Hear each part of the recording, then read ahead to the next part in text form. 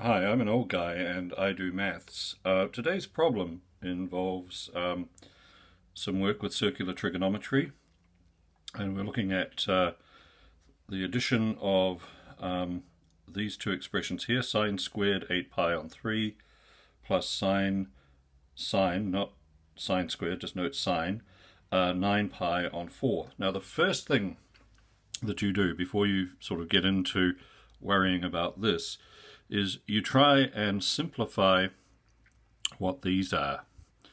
Now, basically treat this as an improper fraction, and when you do that, what you get is 2 and 2/3 pi. Now, 2 is simply means that you do 2 pi worth of circuits of the unit circle, which gets you back to where you started. So effectively, 8 pi on 3 is 2 pi on 3, and the same is true for 9 pi on 4. That becomes pi on 4. So next, having simplified that, we're going to look for what the value of the sine of this is. Now, I'm going to put this in degrees as well, so it's 120 degrees, just for those who have a little difficulty with radians. And when we go looking for this, I think it's useful to just draw up the quadrants, and 120 degrees puts us over here. Pi on 3 is 60, 2 times that, 120. And what we're looking for is we're looking for the sine of this angle in here. We're looking for the angle that is nearest to the x-axis. Okay, so that happens to be pi on 3, because that is 60 degrees. And if we draw up a little triangle, that's root 3, that's 1, that's 2. We're looking for pi on 3, which is here, and we're looking for the sine of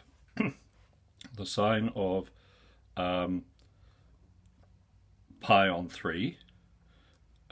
So what is that? Well, sine is opposite over hypotenuse. So that is equal to root 3 on 2. Now, you can check this with a calculator or whatever means you have. The sine of 2 pi on 3 is root 3 on 2. Root 3 on 2.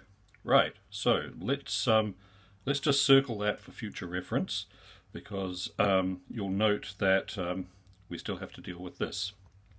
Okay, the sine of pi on 4, well, we'll place it on the Cartesian plane. It's here.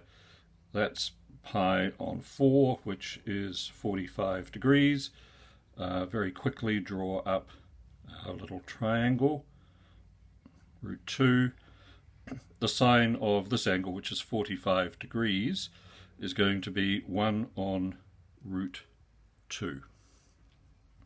1 on root 2. And if we rationalize this denominator, what we get is root 2 on 2. Now, I'll just go through the process of that. So basically what we do is we multiply it by 1 to rationalize the denominator, and we get this. So now we have two values that we can work with. This we don't have to do anything to at the moment. This we do have to do something to. So let's get some clear space down the bottom of this page. Now, we are actually looking for sine squared. Just to remind you, sine squared 8 pi on 3. So what we're going to have to do is we're going to have to square this value here. So sine squared of that, we do this to it.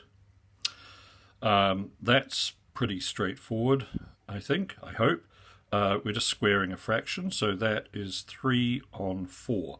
That is sine squared 8 pi on 3 after all the processing that got done. And what we're going to do is we're going to add that to root 2 on 2. Okay, now that's probably a good enough answer. Sorry, I should. What have I done here? I should have added in that. Apologies. So I should have added in that. So that's pi on 4. That should go in there. Sorry. That's root 3 on 2 all squared, and that's pi on 4 with a rationalized denominator, because what we can do with this is one more step. So that is 3 on 4. We can make this denominator 4 very simply by multiplying top and bottom by 2. And so what we get as an answer is 3 plus 2 root 2 on 4. So that's a satisfactory answer for that, and I'm sorry for neglecting to do the addition here, but I hope you understand what went on.